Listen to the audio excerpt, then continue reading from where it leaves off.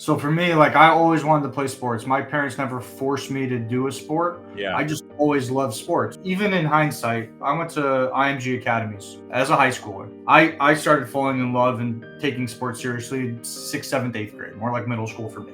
So when I was at IMG and in hindsight, looking at like some of these kids that are there at 5 years old, at 8 years old, 10 years old, you think about Tiger Woods. Yeah, he went with his dad, but it was his own love of the game that pushed him to show up every day. My kid was like, "Hey, Dad, can we go play baseball?" It was the best. I was like, "Yes, this is what I dreamed of." It's his initiated. So we went to the playground, we played. I'm not sitting there forcing them, yelling at them, telling them they got to do X, Y, Z.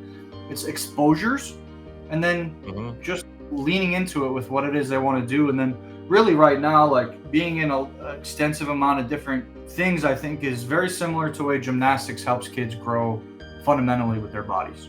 Yep. Being able to have multiple different ways of entry points of exposing them to their cognition, to learning. I think one thing that gets underestimated is the benefit of things like kinesthetics. The reality is like when it comes to something like kinesthetics at 5-year-old, 6-year-old, 7-year-old age, that's what they probably need more than any other coaching during the day, because they still don't know how to touch their hand to their toe and keep their balance. So why are we trying to teach them all these extensive athletic moves that aren't even scaffolded up and helping them go from one stage to the next?